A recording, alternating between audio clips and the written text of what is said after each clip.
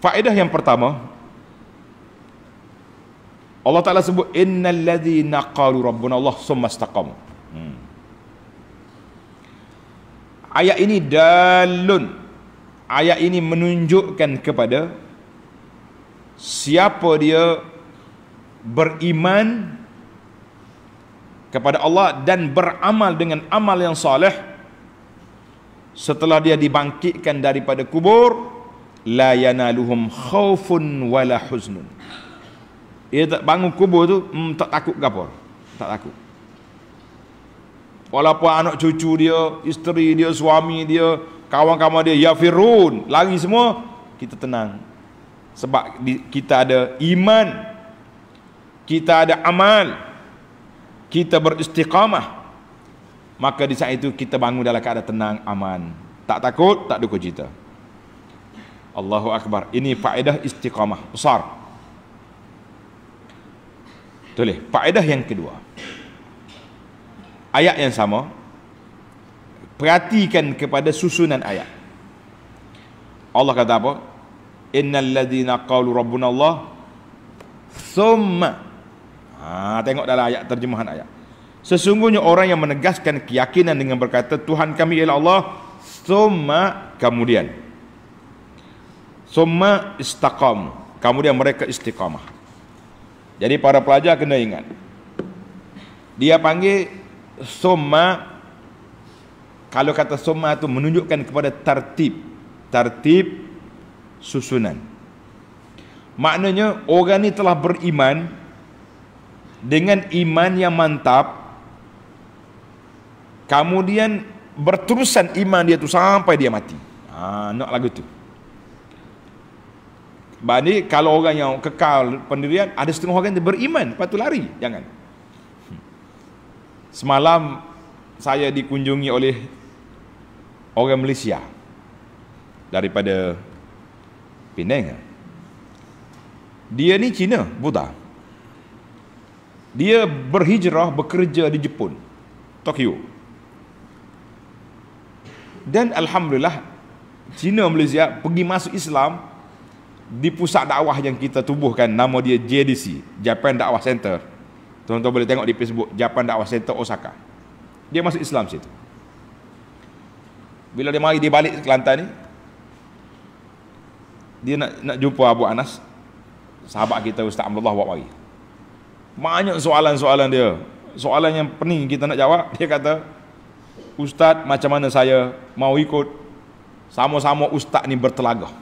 Allah kata, aku baru 2 hari lepas pihak Yadim menganjurkan majlis perdamaian dan harmoni antar asatizah. Ada yang ikhlas, mereka datang untuk berbincang. Ada yang tak mau. Ada yang mengatakan ini perjumpaan sia-sia. Kita kata jangan. Dengan kita ikhlas, insya-Allah. Jadi ana bagi tahu ya akhi, nama dia Muiz. Muiz nama Islam dia lah. Muiz kata, mu jangan duk tengok orang, kita tengok pada Islam amalan saja. Alhamdulillah, gembira dia. Dia kata, aku bimbang itu. Setengah-setengah amalan orang masyarakat Islam di sini, di Jepun bersama, sama dengan budaya agama aku dulu, dia cakap. Agama-agama hak kafir dia dulu tu. Hati-hati tuan-tuan dengan budaya-budaya kita ni. Ada persamaan dengan perbuatan orang. Baik. Kita nak di sini maknanya istiqamah, summa istaqamu, maknanya mantap ke iman, kemudian dia panggil dal, summa tu dengan tertib, menunjukkan iman tu berterusan sampai dia mati. Kalau iman on off, itu bukan istiqamah nama dia.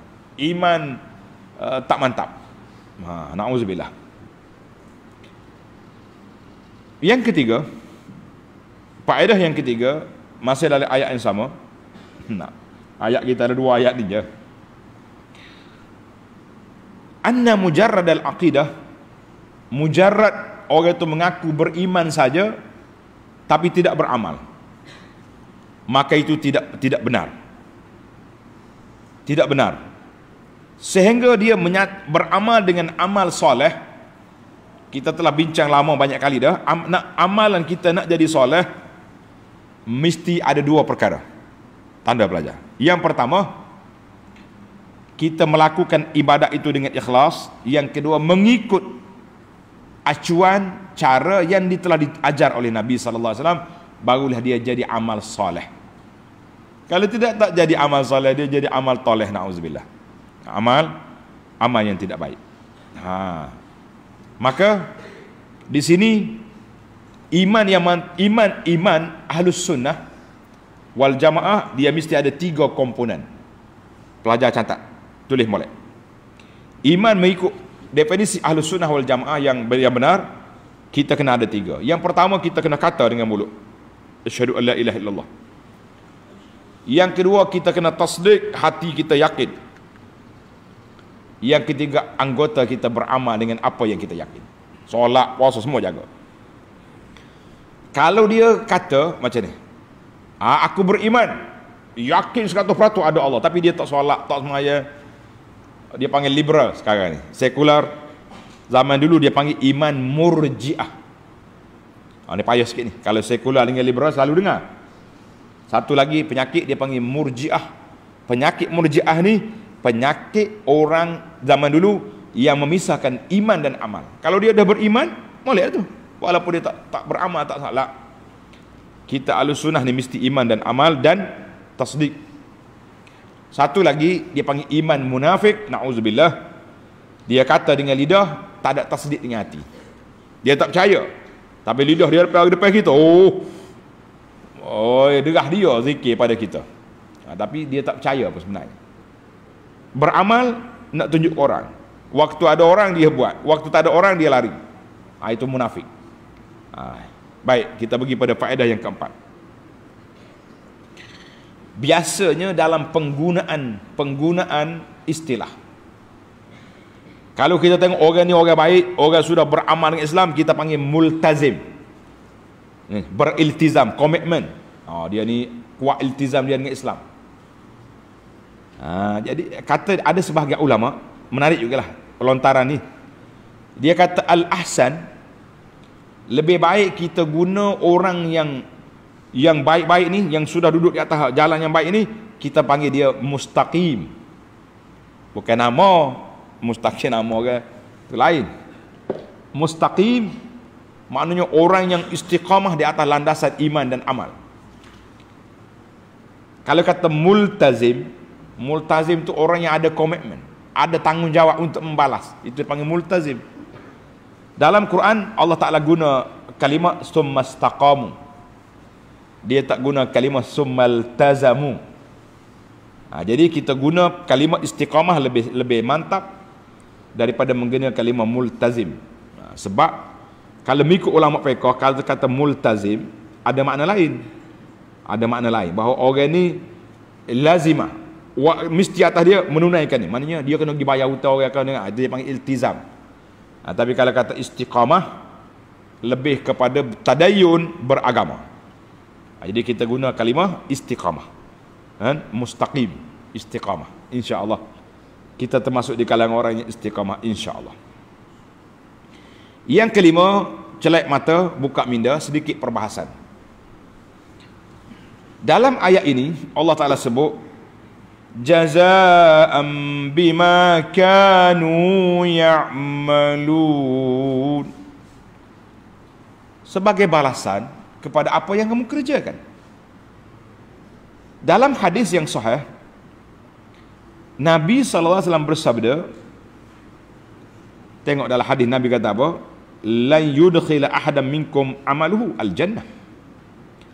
Tidak ada seorang pun di kalangan kamu yang boleh masuk syurga, amalan dia masukkan dia dalam syurga. Tak.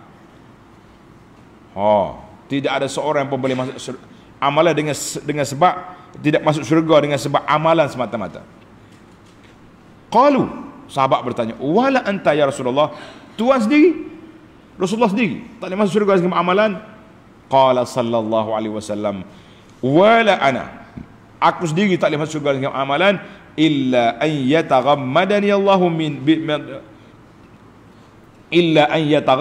Allahu minhu bifadlin wa rahmatin, kecuali dengan curahan, limpahan rahmat Allah Azza wa Jalla, baru aku boleh masuk syurga. Hadis dalam Muslim, wa fi riwayatin bimaghfiratin wa rahmatin, kita boleh masuk syurga dengan sebab maghfirah dan keampunan Allah. Jadi macam mana kita nak kata?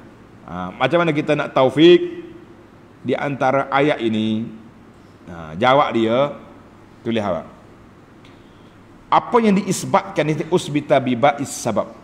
La yadkhul ahadun minkum bi amalihi, dengan semata-mata sebab amalan. Itu maknanya ba jazaan bima. Tengok. Dalam hal ini Nabi kata bi amalihi, dengan semata-mata amalan, fal amalu la yuqabilul jaza. Amal yang kita buat ni bukan balasan kepada syurga yang Tuhan nak buat, nak bagi tu, sebab tak padan. Bayar 12 rakaat satu hari satu malam, boleh mahligai dalam syurga, bukan rumah teres PPRT. Janganlah PPRT takut serati pula. Bukannya rumah-rumah kecil, tak. Tapi mahligai dalam syurga. Nak bayar dengan panjang. Jalan-jalan tengok ada batu tengah jalan. Kita ambil batu tak tepi, syurga balasan dia. Jalan tengok kucing lapar, dahaga, kita ambil air minum. Banyak. Maknanya, adakah itu bayaran syurga? Tidak. Maka kata sini, al-amal la yuqabilul jaza wa in kana sababan lil jaza.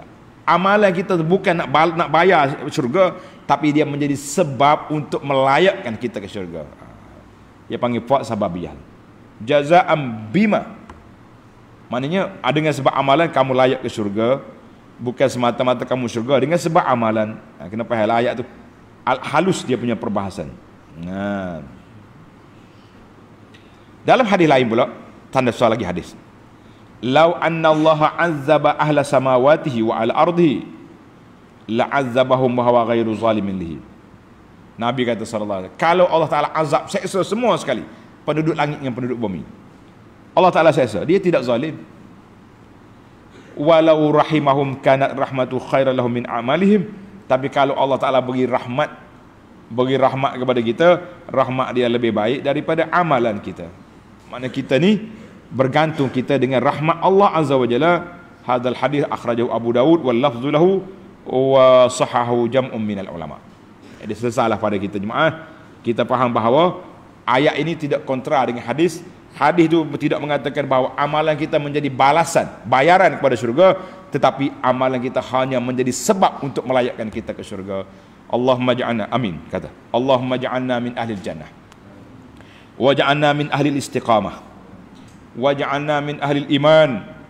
Allahumma ahyina bil iman wa amitna bil iman, wa ja'al akhira kalamina minad dunya la ilaha illallah.